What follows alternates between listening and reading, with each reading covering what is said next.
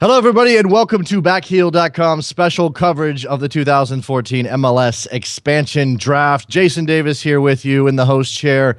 Happy to be joined by two men from Goal.com, also two-thirds of Open Wide for some soccer on Backheel.com. First, Thomas Floyd. Hi, Thomas. Hey, Jason. Seth Vertelney also with us. Hey, Seth. Hi, Jason. I miss you already. I know. Dojo mates in LA, and now here we are together again to analyze the MLS Expansion Draft. NYCFC, Orlando City Soccer Club, getting ready to pick from, the detritus of MLS. Is that fair, guys? Seth, is this really, is there talent here? Let's start with that. There is some talent. I do think that when compared to previous expansion drafts, that these teams are a little bit more built up. I mean, they each, after a flurry of activities, I think have like 10 or so players on the team. I think Orlando City has a few more than NYCFC, but this is an opportunity to get some complementary pieces and also an opportunity to get some assets for trades or just to hold on to for future moves. Yeah, I think the X factor here is both of these teams looking to possibly flip some of these picks. We are waiting for the audio feed from MLSsoccer.com to get going. So as soon as that hits, we'll have some of that on the air as well, just so you guys can hear, as we do, who Orlando City and New York City FC are going to pick.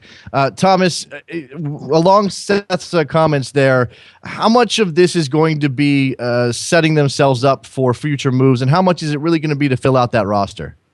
It's hard to tell ahead of time. Some teams go into the expansion draft specifically thinking we're just going to take the best players available and set ourselves up for future moves. I remember the Portland Timbers a few years ago. They picked Jonathan Bornstein and Robbie Finley, who weren't even in MLS. They picked Dax McCarty, who they very quickly flipped in a deal with DC United. Whereas other teams are looking for complementary players for their roster for this year. So it's hard to tell what these teams are going to do ahead of time. I'm very interested to see which strategy each team takes in the draft. I'm watching the feed here. It's blinking. Who knows whether it's going to come on here momentarily or not. We all expect this to go rather quickly. We will be hanging out here for a couple of minutes afterwards, maybe half an hour or so, to analyze the picks. I'm seeing pictures now. We might get some audio here in just a second. In terms of what you see from what they've already signed, who's the stronger team right now? Obviously, you've got DPs in the mix, Kaká in Orlando, Lampard and Villa in New York, but you don't win just with your designated players, Seth.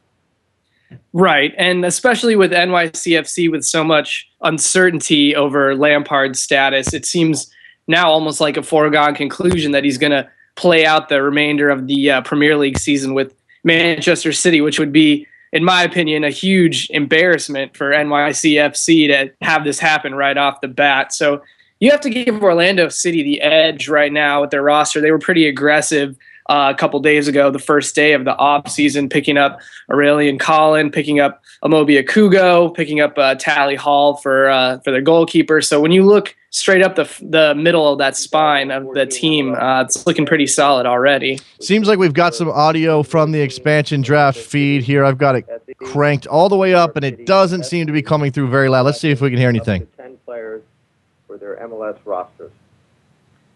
Before we commence with the selections, Megan Cameron will review the rules. Okay, they're going to review the rules. Should we listen into the rules, or should we just go ahead and maybe have a little bit of chat about? I think what's interesting here. Let me turn that down just a touch. I'm not sure you guys can hear that over the air. Hopefully, that's coming through. Thomas, in terms of the rules and the number of protected players versus unprotected, I think what's interesting here is that strategy you mentioned of who you're going to pull back. You mentioned this before we came on the air. Who you're going to pull back if you have a player taken.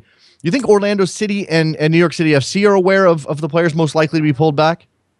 I think they are, because you figure the other team you're dealing with here could take a player from the team you're targeting, and in essence, they're taking two players off the list for you.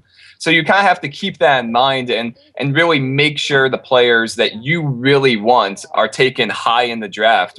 And it's a little different dynamic than some past expansion drafts where you would just have the single team and it didn't really matter what order the picks came in. So it is a little bit of a chess match between the front offices for both clubs here.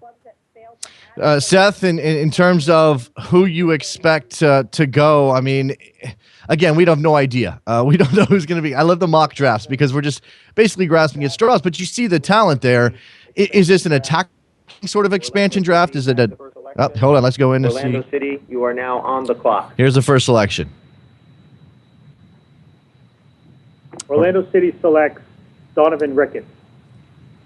Orlando City takes Donovan Ricketts, goalkeeper. With its first selection in the first round from the Portland Timbers. Orlando City has guys, what do you make of Donovan Ricketts going first? Seth.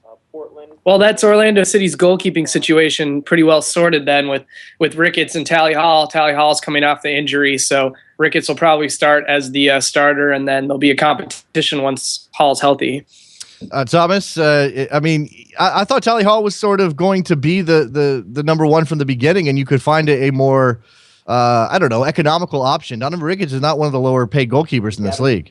Yeah, I'm quite surprised by this selection. It's you figured they were set with Tally Hall at that position. He is coming off a torn ACL, but I mean, Donovan Ricketts isn't an insurance policy. He is the guy who you presume will be the starter. So they have a lot of depth at that goalkeeper position right now. I guess if you're a Timbers fan, you can live with this because they just signed Adam Larson Quarese. I'm not sure I'm quite getting the pronunciation right, but goalkeeper from Ghana's World Cup team. So this actually kind of solves an issue for the Timbers. Thomas breaking in. Ned Grabavoy has gone to New York City FC with their first pick. So there you go. Jason Christ dipping right into those RSL waters and taking a guy he knows very, very well. And Real Salt Lake has pulled back Carlos Salcedo. By the way, Portland pulled back Jorge Villafana after Donovan Ricketts went first. So we've got 2 picks on the board. New York City FC has taken Ned Grabavoy. Very quickly, Thomas, Ned Grabavoy, what does he do well? What does he bring to New York City FC? He's one of the most technically proficient players in MLS, and he's a guy I think a lot of these mock drafts did have going very high. Very good on the ball, good fit for Jason Christ's system. All right, this is going quickly. I did hear a Colorado Rapids pick. I want to say it was Tony Casio, but let's just confirm that. Selection in the second round of the expansion draft, Orlando has chosen Tony Casio. Tony Casio from the Colorado Rapids, a player. Colorado, you are now on the clock. With plenty of talent, guys. But Seth, this is also a player who's been injured recently. Is it a risky pick? I mean, it's hard to say it's really a risky pick. It's a guy who showed some talent and some flashes in his rookie year and hasn't really put it together since. But, you know, if you can get him healthy and get him some playing time, he could pay off for Orlando. There you go. So Orlando City. FC Here we go. will now have its selection for the second round of the expansion draft. And New York City, you are on the clock. All right, so New York City FC will be up next. I didn't catch who Colorado pulled back, but I imagine we can find that out here very, very quickly. So we've got 3 picks in. FC selects Patrick Mullins. Patrick Mullins of the New England Revolution goes to New York City FC. There you go. One of the heroes of the MLS Cup. I mean, they ended up losing the game, guys, but a player who helped create the goal for Chris Tierney in that MLS Cup final, a talented rookie, and he's off the board. Selected Patrick Mullins. There you go. They're just repeating the pick. Seth, is this a blow for New England to lose Patrick Mullins? Yeah, I think so. He's a really intelligent player, somebody who had a really nice streak early in the season and then kind of disappeared for a while. But, you know, you saw a reminder in MLS Cup that he's still a good player. So we're moving quickly here. Donovan Ricketts, Ned Grabavoy, Tony Casio, and Patrick Mullins off the board. We'll review the picks here in a minute. Again, this is moving very quickly. Selection in this expansion draft. And we'll now move to round 3 of the expansion draft.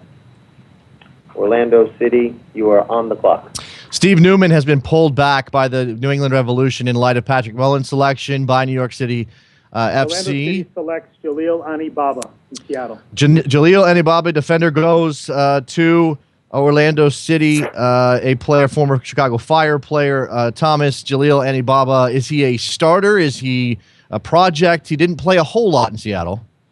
I think he is depth. I don't know if I would quite call him a project. He's been around for a while, but he's a player who can be a solid backup and is versatile. He can play center back or right back, so he's a nice depth player.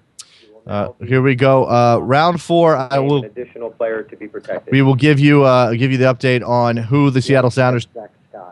Zach Scott has been protected by the Seattle Sounders. A steady defender for Seattle. A guy, Thomas, you have had some thoughts about recently. A guy who nearly got himself kicked out of the playoffs, but here we go. Yeah, I'm surprised they pulled him back. I thought they'd pull back one of their younger players available, like Azira or Dylan Remick.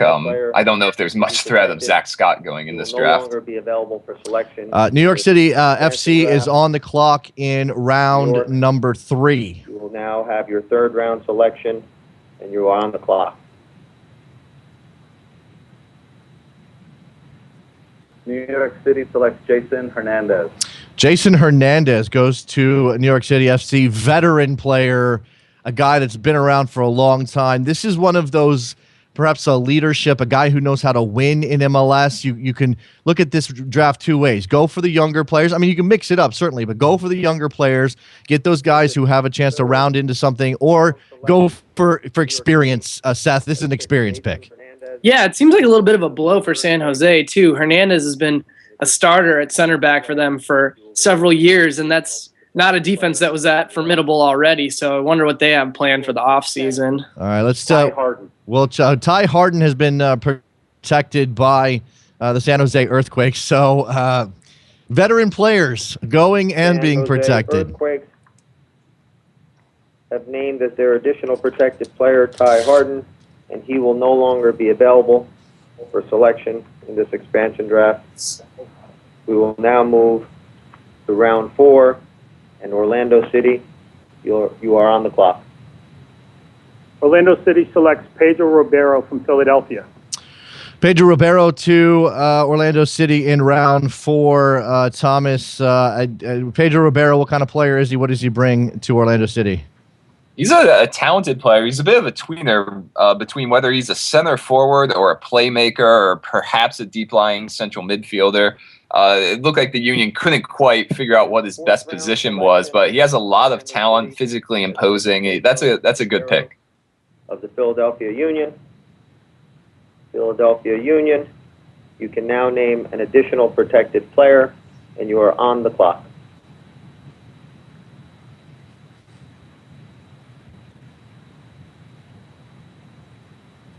Waiting on the Union to protect a player in light of Pedro Ribeiro going to Orlando City. Seem to be taking some time with this selection. Everybody else a little quicker to the trigger. Philadelphia protects Michael LaHood. Michael LaHood has been protected by the Philadelphia Union. Wow. Was that you, Thomas? Why is this a wow? Still Zach McMath available. That surprises me. And Emboli. Will no longer be available for selection in this expansion draft. We have some interesting picks in terms of players being protected in light of these picks. Let's see what New York City FC does with round 5. New York City selects Daniel Lovitz. Daniel Lovitz to New York City FC. Seth, Daniel Lovitz, what does Jason Kreis see in this player? He's a guy who's gotten a little bit more playing time as the year went on with Toronto FC. Again, more of a depth player. I believe he's a left-sided player, so got a left foot, and those are always valuable pieces in MLS. Selection has chosen Daniel Lovitz of Toronto FC. That means Toronto FC will now have the opportunity to protect an additional player. Toronto, you are on the clock. Toronto protects Mark Bloom.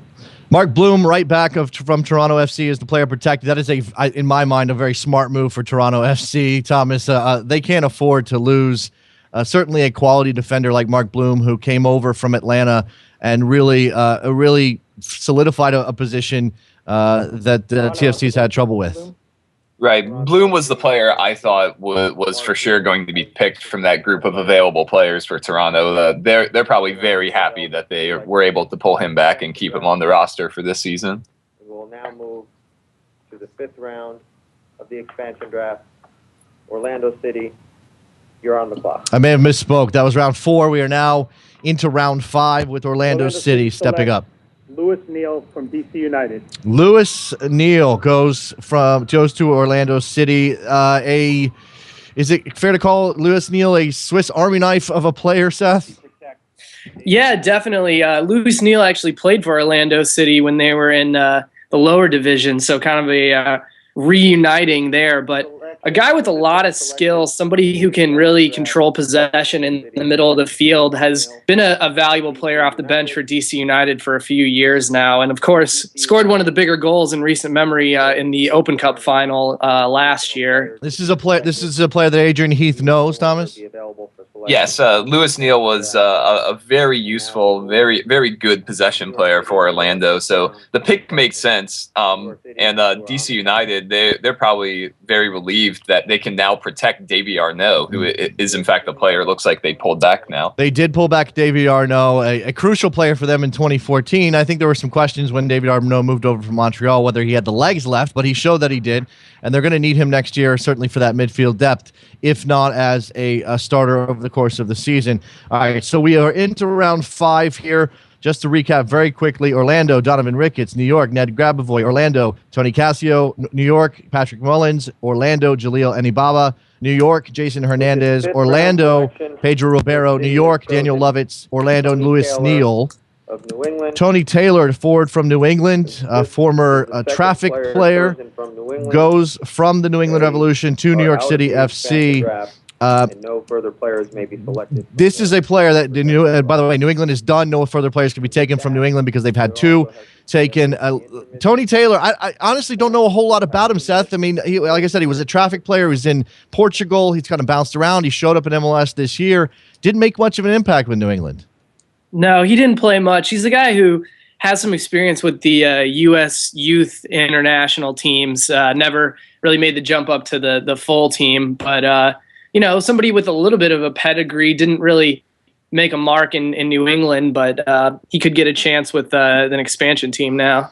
We'll see what kind of play Jason Christ can get out of Tony Taylor in New York. Again, a player who needs to find a settled place and a coach who believes in him if he's going to actually make use of some of that talent that we know he has. We are currently waiting for Orlando City to make the 6th pick in this draft. The 6th round is coming up. Remember, there's a total of 20 players, 10 each, so we have 5 rounds left to go. When you look at the rest of the board, guys, this is moving so fast, I'm sure it's very difficult to identify other players who you might think will be taken. But considering the players that have come off via the protection mechanism, and certainly New England being out of it, do you see anybody real quick that you can pick out that maybe works for Orlando at round 6? Thomas? Yeah, Dan Gargan is a player. I was just looking at the Galaxy's list because they haven't had anyone selected yet, and Gargan was one of the better right backs in MLS this year. Solid veteran role player.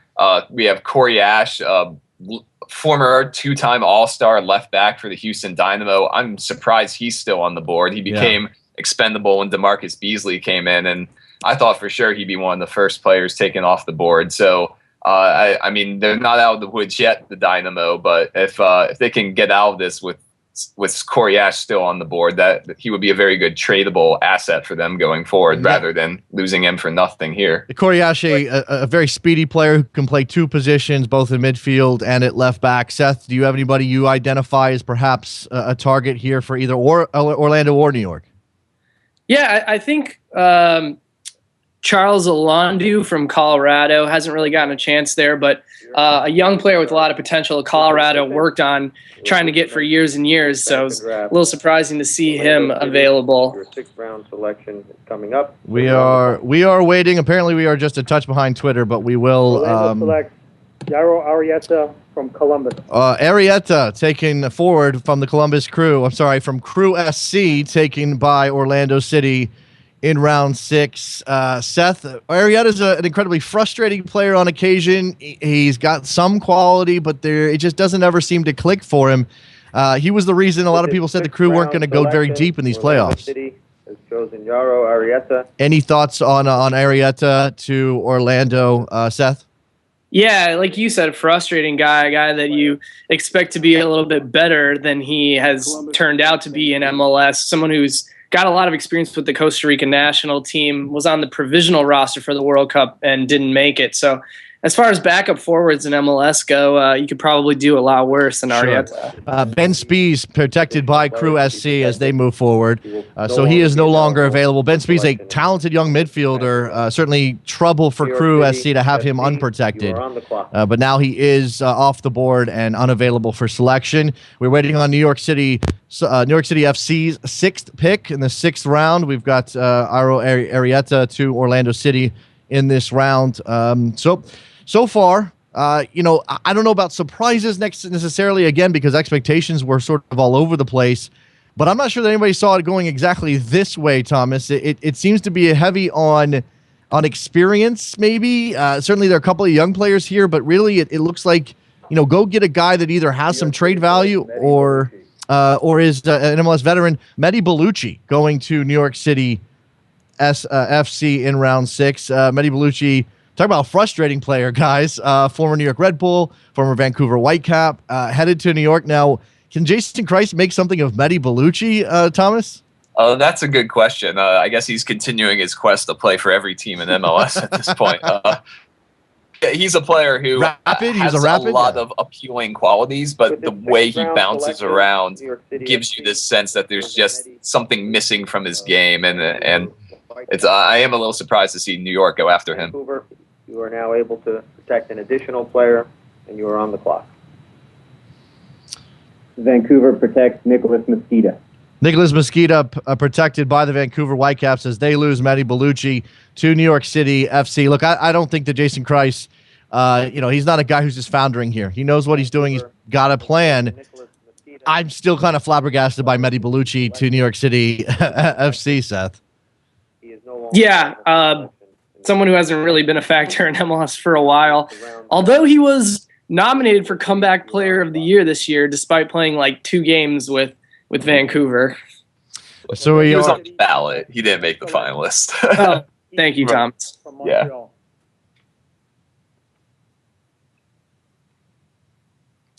Heath Pierce picked by Orlando City Soccer Club. Heath Pierce, left back for the Montreal Impact, obviously formerly of the New York Red Bulls. Again, another veteran guy, and that's an interesting pick, Thomas.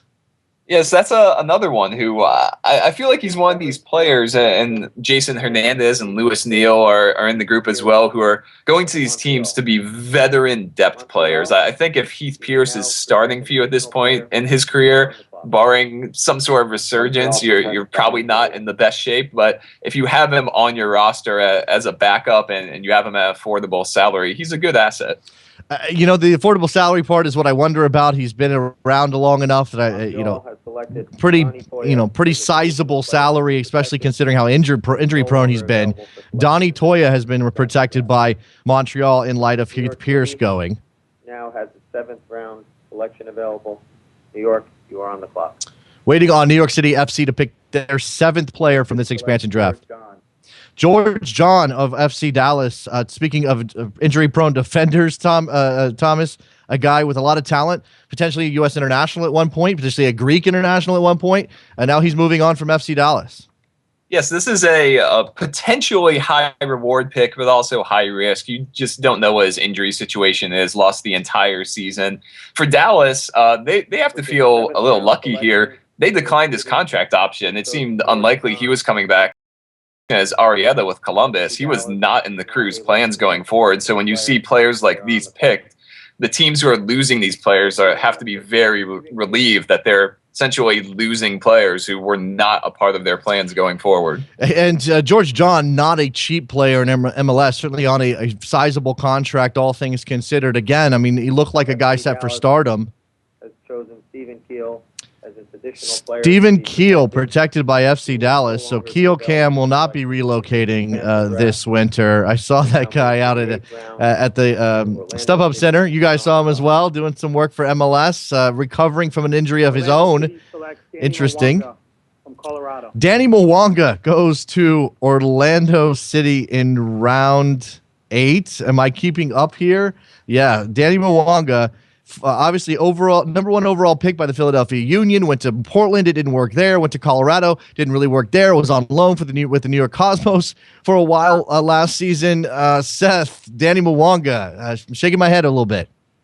Sure, take a flyer at this point. Might as well. He's still only, 23, 24 years old, the number 1 draft pick. Maybe you have faith in your coaches to get him to maybe close to the level that he was supposed to be at when he was taken first.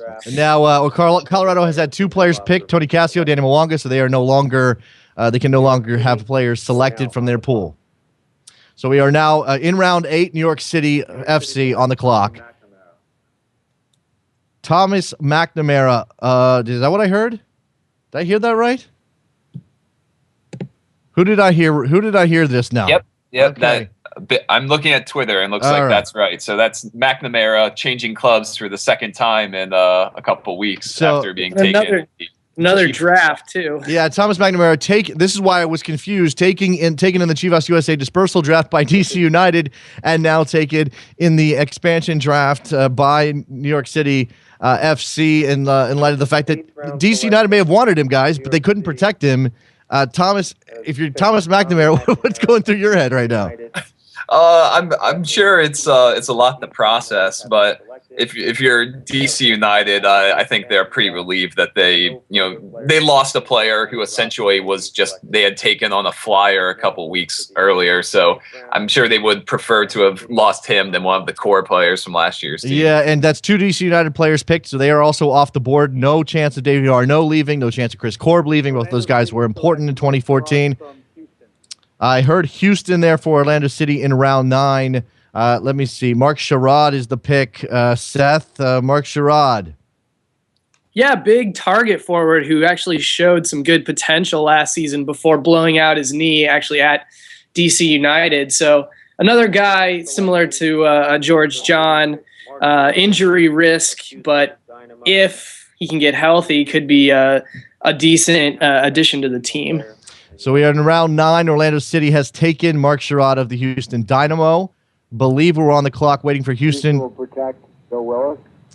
Joe Willis, the goalkeeper, who they just obtained via trade from DC United, is the player that Houston has decided to protect in light of losing Mark Sherrod. So Joe Willis won't change addresses twice in one winter, guys. I guess that's good news for, I don't know, for Joe. Go ahead, Tom, Seth, sorry. Less angry Joe Willis.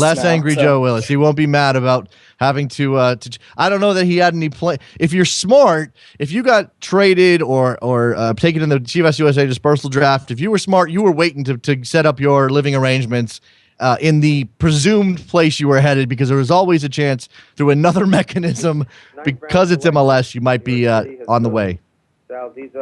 Sal Zizzo of Sporting Kansas City moves on. He will go to New York City FC, a player also injured quite a bit in 2014, guys, and a wing option for Jason Kreis and company, Thomas. Yeah, and like the players I mentioned earlier, had his option declined. It was not in Kansas City's plans going forward, so that has to be a relief to Kansas City. It will be devastating to see the Benny Feilhaber show officially deprived of its sidekick now that he's moving on to Orlando, but hopefully the American soccer community can move on past that. Sporting Kansas City has protected Jacob Peterson in light of Sal Zizzo going. We are now headed into round 10, the final round of the expansion draft. Orlando City currently on the clock.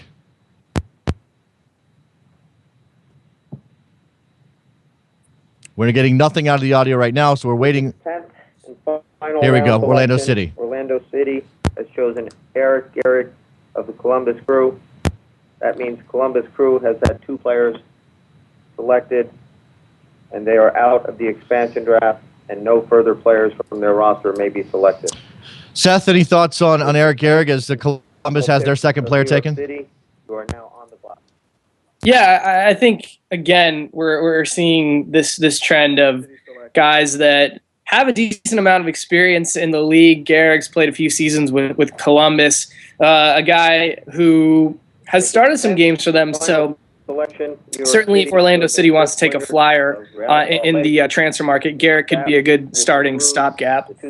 All right, so New York City FC, while we were talking about Eric Gehrig there, took Chris Wingert from Real Salt Lake. Great Jason Christ once again dips into the pool of his former club, RSL, to grab a player he knows very, very well in Chris Wingert at the 10th spot. So that concludes the 2014 MLS Expansion Draft. Orlando City is done. New York City FC is done. And I think what we'll do now is, as I close out the audio feed, I apologize for the popping there. That was them, not me.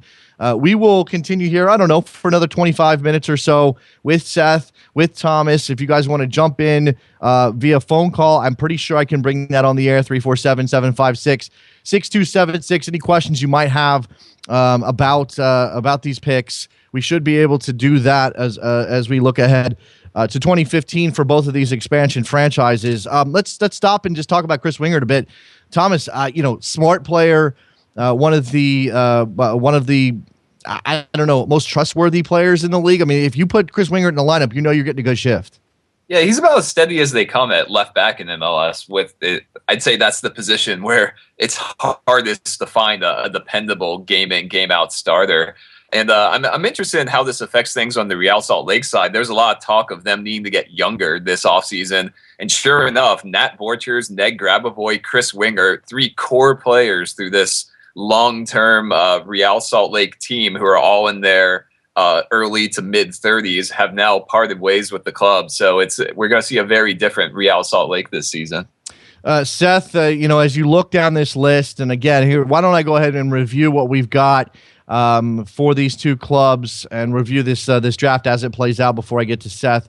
In the first round, Orlando City took Donovan Ricketts, goalkeeper from Portland Timbers. New York City FC took Ned Grabavoy, the midfielder from Real Salt Lake. Orlando took Tony Casio, midfielder from Colorado. New York City FC took Patrick Mullins, the forward from New England. Orlando City then took Jalil Anibaba, defender from the Seattle Sounders. New York City FC, Jason Hernandez, a defender, San Jose Earthquakes. Orlando City, Pedro Ribeiro from Philadelphia. New York, Daniel Lovitz of Toronto. Orlando, Lewis Neal of DC United. New York, Tony Taylor, forward, New England. Orlando,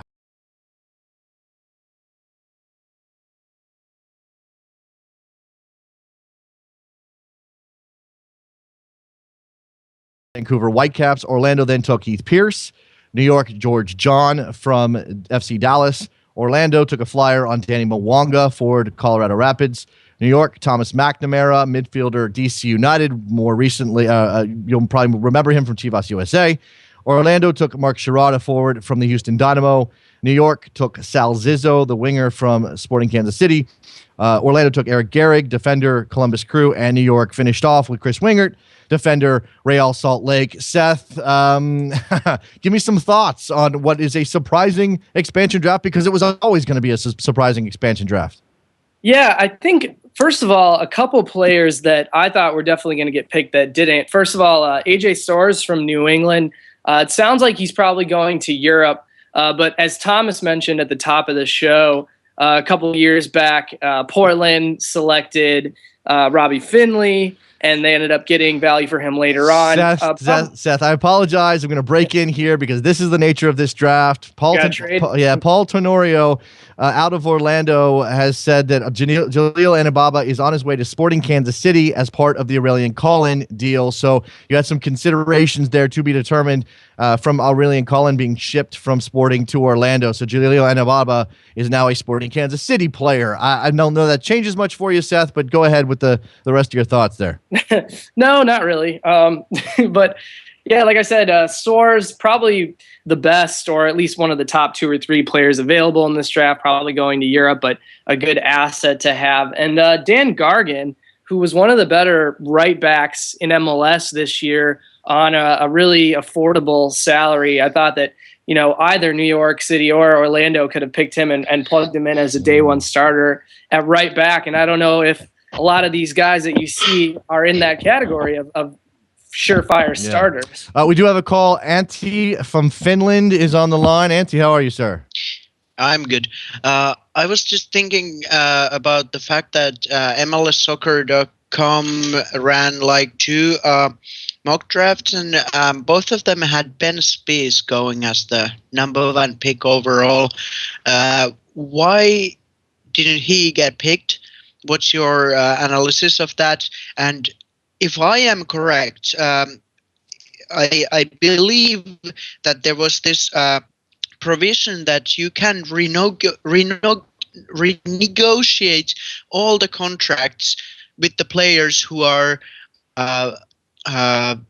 picked. So basically, you're talking with them on a clean slate. It doesn't matter whether they were $100,000 contract or $1 million contract. So why didn't anyone pick Eddie Johnson? Okay, all right, thank you, Antti. I mean, the caveat there is that you're not going to have a player that collectively bargained. There are protections in place that will keep a player from having his contract walk back too far. If I'm not wrong about that, in terms of what Antti said about Ben Spies, Thomas, any thoughts on why perhaps he wasn't taken?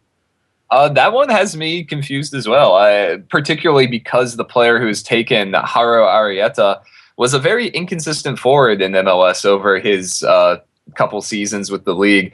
That's just one I don't know if there's something going on behind the scenes. Obviously, there are all sorts of subtleties to this that are at play that may never even be made public to the media, but just externally, I'm a bit confused by that one as well. I thought Spies was definitely the top prospect available in this draft. If you wanted to take a young player, give him an opportunity and see if he can grow with your club in their expansion season. Seth, I find it interesting. We went through this discussion about Diego Fagundes being left unprotected by the New England Revolution. Brian Bolillo announcing on Twitter that they had executed a trade with both of the expansion teams to avoid Diego Fagundes being selected in this draft. That's fine. It's all well and good. It actually did hold, but then you have New York City FC taking 2 New England players in Patrick Mullins in the second round, and then Tony Taylor in the 5th round. Is that maybe sticking it to New England, or is that just those happen to be the best players available? Well, Mullins is definitely sticking it to New England. I'm not sure if it was any sort of retribution for making them, not take Fagundes, but certainly that's going to be a blow. Tony Taylor, I mean, who knows? Yeah. I don't think very many people have seen him play in a very long time, so that's just kind of a flyer, I guess. We happen to have on the line host of the Seeing Red podcast on backheel.com, Mr. Mark Fishkin. Hey, Mark. Hey, how are you guys? Doing a great job. As much as it pains me to say, I think the blue team did a pretty nice job. Obviously, Mullins is terrific. You got Christ getting his 2 RSL guys that are known quantities, and then a couple of local talents. Thomas McNamara, I think, excited a lot of people when he was playing for the Goats, and local boy, Nyack, New York. Jason Hernandez. I mean, former St. John's guy, but all in all, it was a really good mix, and I guess Mehdi Bellucci will be back and excited to be in New York. He'll have Looking another at the 2 lists, I think they're definitely the leaders there. All right, appreciate the call. Mark Fishkin, host of the Seeing Red podcast here on backheel.com, covering the New York Red Bulls. I'm sure it pained him very much to say those nice things about New York City FC. And Thomas, I'll turn to you. When you look at what New York City FC did, and I think it's important to point out that the trade winds will blow. We will see some movement already. Jaleel Anibaba has been shipped from Orlando to Sporting as part of the Aurelian Cullen deal. I imagine some of these players will be shipped out. Some of these guys might not even end up featuring for the teams that they've been drafted by. Some of this is just posturing. And with that in mind, considering the number of international signings we expect for both of these clubs, is what New York City FC still is impressive to you? Yes, I think they did very well in terms of getting a mix of young prospects and then also established MLS players. You've got Winger and Jason Hernandez and Grabavoy and George John. If he pans out, that could be a great pick, although he is a risk. I'm also intrigued by the potential tactical implications. Lovett and Sal Zizzo are true wingers, and if that's the case, then we probably aren't going to see that 4-4-2 diamond that Jason Kreis kind of trademarked with RSL. Those are players who aren't a great fit for that system. So maybe we got our first hint at the type of formation that Kreis is going to play, and he might be out there in a 4-4-2 or a 4-2-3-1, but I'm doubting it's going to be a diamond midfield at NYCFC. That's a very good point. I mean, I think I don't know that everybody assumed the diamond would show up in New York City, but you certainly thought it might be possible. And now with two out-and-out wingers, that's going to be difficult, or not difficult. It's obviously Jason Kreis's plan is something different. 810, you're on the air. Yeah, this is Brendan from Irvine. 2 questions for you real quick. One, I thought Danny Mwanga was a Cosmos player. Is he on loan? Yes. So he's just on loan. So he will have to report to that team. He can't stick with the Cosmos after this? That's totally up to Orlando City, who has taken him in this draft. I mean, if they want to keep him on loan with New York, I'm assuming they can do that. I mean, perhaps I could imagine a scenario, guys, where Orlando says, well, if the Cosmos like Danny Mwanga, maybe we can get a little bit of cash out of that through a sale. I don't know. Seth, does that make any sense? I'm not sure. I think you pick guys in this draft to try to see what you have maybe in the preseason and see where Mwanga's at, and then from there they can kind of decide if he's going to be a part of their plans or maybe just send him out on loan again. Despite the fact that he's seemingly been around forever, he's still pretty young, so it could do him some good to go back to the Cosmos for a while and get some playing time if they don't see him fitting into their plans right away. Yeah. By the way, in terms of Donovan Ricketts heading to Orlando, it escaped me that Tally Hall's got some rehab and will probably miss some of the season in 2015, so having cover there is probably a smart move on Orlando City's part. Brendan, you got anything else? Yeah, real quickly, you think, and I'll leave you on this, do you think that with them picking some of the lesser-known guys, I mean, if you look at mock drafts around the league, no one got it right. We're seeing guys that no one even expected to be picked up. I'm surprised by some people saying Hernandez being a surprise. I just think he's could actually be a starting option for him. But with them picking some of these lower-budget guys who may or may not play, guys with injury bugs, is this basically them both teams saying, hey, we're going to go find our players elsewhere? We're not seeing it in this draft this year, as maybe we've seen in other expansion drafts. It's possible. Yeah, Brendan, thanks for the phone call, man. By the way, phone number is 347-756-6276. Go ahead and jump online. If you have any question about these picks for Seth or Thomas, goal.com, open wide for some soccer. I guess, Seth, we'll turn to you. Does that make any sense? I mean, I do see some starters here. I mean, he's right. Jason Hernandez is probably going to start from day one for New York City FC, if only because you can't fill out your whole roster with international signings, with DPs, certainly with guys who are on big paychecks, and he knows the league and he knows how to play defense. Yeah, and this is why you generally don't expect expansion teams to initially be among the top teams in the league because, you only have so many international signings that you can make. You're building a bulk of your roster from this expansion draft. And, with the guys that are available, they're depth guys, they're backups, or maybe mid-level starters at best. But, I do think that New York City FC looks like they came out slightly better, especially if two of the players that are coming off injuries can rehab and return back to the form that they were at before in George John and Tommy McNamara. That's two potential starters right there. So Thomas, when you take a look at this and you kind of project your thoughts to the beginning of 2015, and we got a long way to go. We got a CBA negotiation. We expect a lot of signings, trades. There's obviously a super draft coming up next month. When you look at this list, though, do you foresee a lot of these guys on the field opening day, taking out the injured players, or is this these are guys who are going to be on the bench? We may see them a couple of times, 10, 12, 15 appearances this season.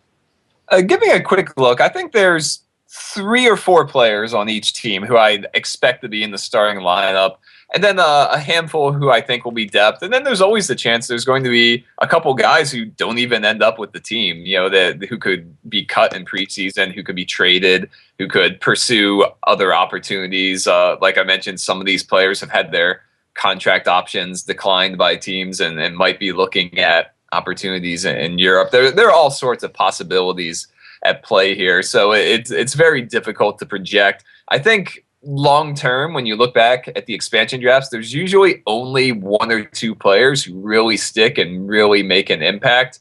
But in this draft, I look at Donovan Ricketts for Orlando. Even though he's a little older, he has the potential to be a starting goalkeeper for that team for a long time. And then looking at New York, I think Patrick Mullins was a very good pick. I mean, that's a player who has potential to be a starting caliber MLS forward for a long time if he puts it together. He needs to get over that hump that the college players seem to hit. He certainly seemed to hit that from 2014 for the Revolution. Made a case for Rookie of the Year for a little while before dropping off. Showed up towards the end of the season in a reserve role. Made an impact in the MLS Cup in LA.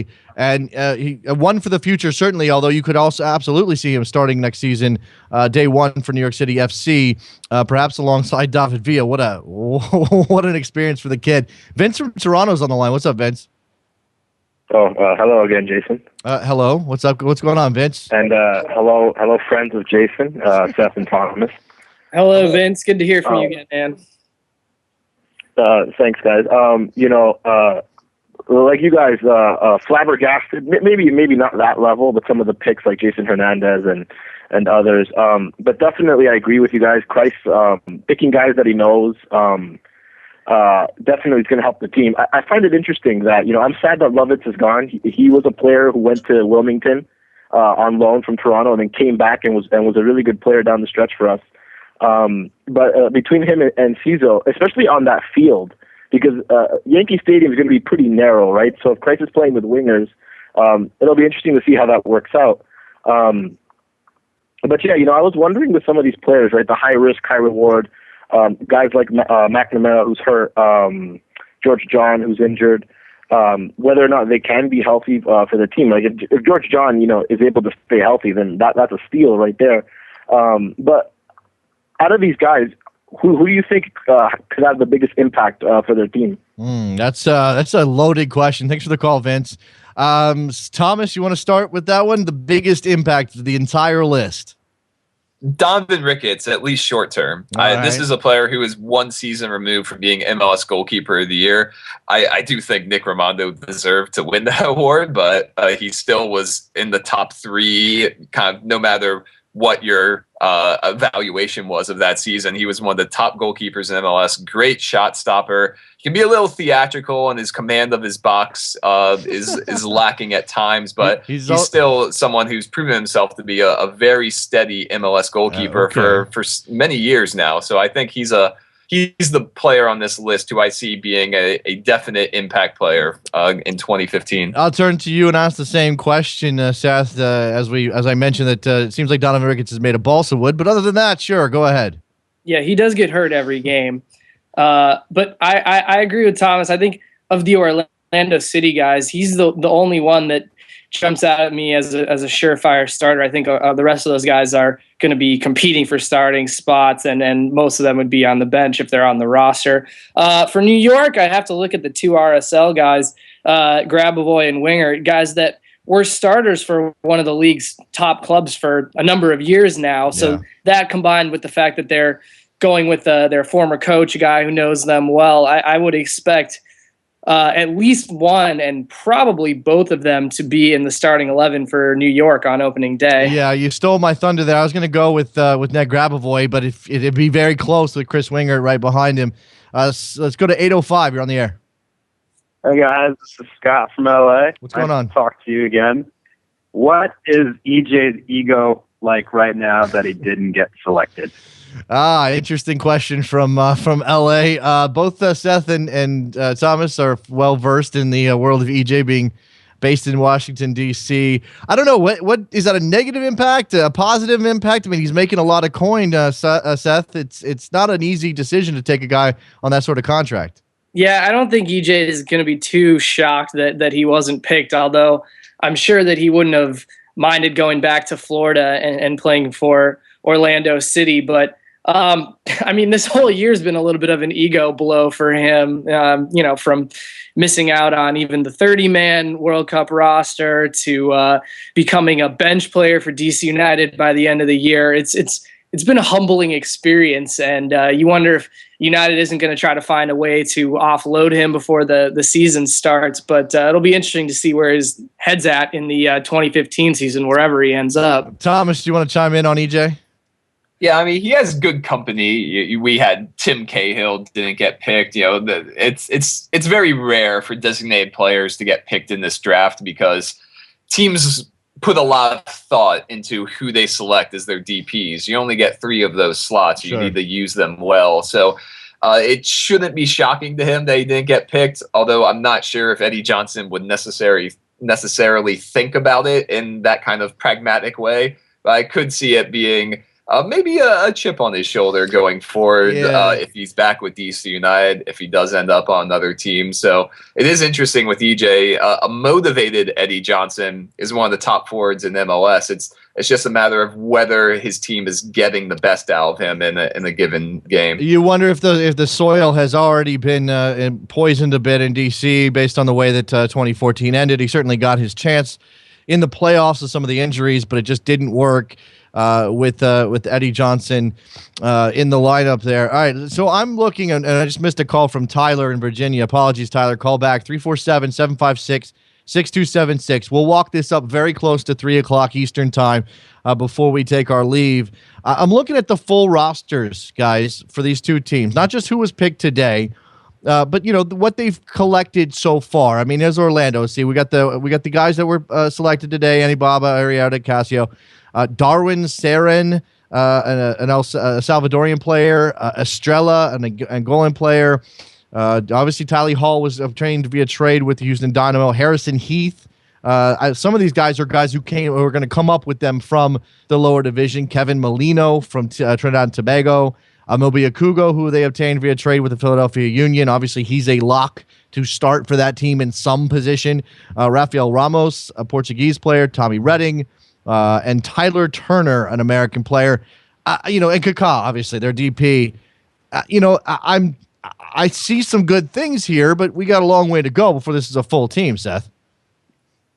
Yeah, definitely, and I'm going to have to become familiar with a lot of those guys that are already on the roster because so that when we do the expansion draft next year, we'll know who they are because they'll be on the unprotected list. Yeah, right. But like we said before the show, it has the makings of a good spine with Colin and with Akugo. So again, like I said, with this expansion draft, this is more of a depth thing with them. And they correct me if I'm wrong, but they only have one DP slot filled right now with Kaká. So you look at the roster, and they definitely could use another impact signing or two. You just quickly, I'm going to move to NYCFC and look at their roster overall as well. But if you look at this, and they, again, a long way to go. Who knows what kind of pieces they can put together before they start the year. And by the way, there's no expansion draft next year. I mean, for 2017, not for 26. Anyway, you look at this. How do you, Thomas? How do you expect him to play with Kaká? I mean, he's obviously going to be a playmaker in MLS. You're paying him a lot of money. That's what he does. You want some goals out of him, but really his job is going to be to sort of facilitate the entire offense, the way the attack, sort of in the way that Thierry Henry did for New York this year. And so I ask, is that going to mean sort of a tilted attack with Kaká sort of coming up one of the flanks as the playmaker? It'll be very interesting to see. I could see him playing underneath a forward, or he could play on either of the flanks. Probably, it looks like this team is building toward a 4-2-3-1 alignment, no matter how the rest of the personnel shapes up. It would make sense to have him underneath a forward because that would give someone like a Mobi Akugo in defensive midfield kind of an opportunity to shine, to be the guy who wins those balls in midfield, and then let someone like Kaká, make the impact in the final third. But they're still, it looks like their attack is what's still coming together. They've built the spine of their defense. They have two starting caliber goalkeepers. They have a all-star center back in Colin, a very promising center back or defensive midfielder in Akugo. So going forward, it'll be interesting to see how the rest of that attack shapes up in Orlando. Tyler from Virginia, you're on the air. What's up? What's going on, Jason? What's up, T. Floyd? Seth Vert. As you guys transitioned into talking about New York's roster, I kind of wanted to just get your thoughts on Jason Kreis going back to the well in terms of getting some of his old RSL players and kind of relate that back to what you guys thought this means for RSL, because, I guess everybody knew that they were going to have to get younger. But at the same time, I don't know if they expected to kind of just have a significant portion of their experience chopped off like this when you look at the other departures that they've already had. Yeah, Nat Borchers obviously traded to Portland. They lose Chris Wingert in this draft. They lose Ned Grabavoy in this draft. You are looking at something of an interesting new future for RSL, Seth, and I think that we can all agree that Cassar did a fantastic job in year one, and they sort of held that thing together. But you don't know how long Javier Morales has left. You do have Saborio coming off of an injury-filled 2014. You got some young talent. They managed to keep Sebastian Velasquez. They've got Luis Gil. What's the future like for RSL? Yeah, I think that the turnover that we saw start to happen last season is continuing now, and I think the general consensus is it is necessary, despite the fact that RSL has had a good run. First of all, they seem to keep running into the Galaxy, and they got past them last year, but then they lost in the conference final. But they just haven't really gotten over that hump, with the exception of the 2009 MLS Cup triumph. They keep finishing second, finishing third. And it's a good place to be, but when the core of your team is mostly over 30, this is one of the oldest teams in the league. I think that it's necessary for them to lose some of these guys, like a Grabavoy and a Borchers and a Winger, to try to bring in some new blood. And so I think for the RSL fans, it'll be difficult to take losing such staples of the team, but you have to hope for their sake that they'll be able to make some good signings and actually try to overtake the likes of LA and Seattle in the West. Yeah. Tyler, appreciate the phone call, man. You got anything else before I let you go? No, that's it, man. Have a good one. All right, there goes Tyler in Virginia. Thanks for the call, Tyler. Got about 3 minutes left here, and I definitely want to touch on NYCFC's full roster to this point before we get out of here.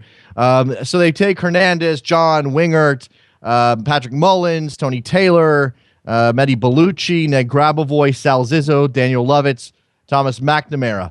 You also obviously got Kwame Watson-Siriboe on this roster, Jeb Brofsky, who's a fullback option, Josh Williams, David Villa, DP, Josh Saunders, goalkeeper, Andrew Jacobson, who can play in some places, Matt Dunn, and then Lampard as a DP. I'll turn to you, Thomas. You look at NYCFC's roster. What do you see?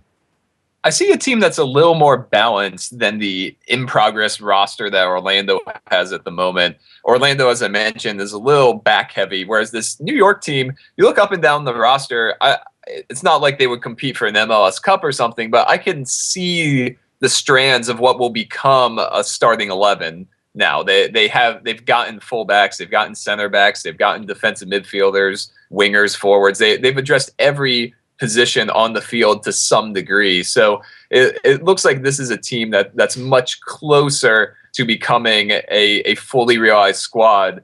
But that said, Orlando still has an entire offseason ahead of them. I'm sure they have some signings in the works. So I'll be keeping an eye on Orlando as well. But this New York team looks like a team that could step into the Eastern Conference and, maybe not necessarily win right off the bat, but can compete with teams and not be your kind of standard expansion pushover. Seth, as we finish out here, we've got a waiver draft coming up. There's going to be a re-entry draft, obviously. I'm assuming they're going to go through all of that, pending the CBA negotiations. Then we got the Super Draft in Jan. It never stops. And there's plenty of opportunity for these teams to continue to build. So, for your thoughts on New York City FC, or maybe I can put you both on the spot as we close out. Who's going to finish higher in the standings? Can you make a decision right now, Seth? Can you make a decision right now? I can't, but I would probably guess Orlando City. I think New York City FC is going to be without one of their best players for half the season and maybe longer in Frank Lampard. And I think that Orlando City still has a ways to go, but they've made some good signings. Not necessarily today. I think it's mostly depth players, but you look at Colin and Kaká and Akugo.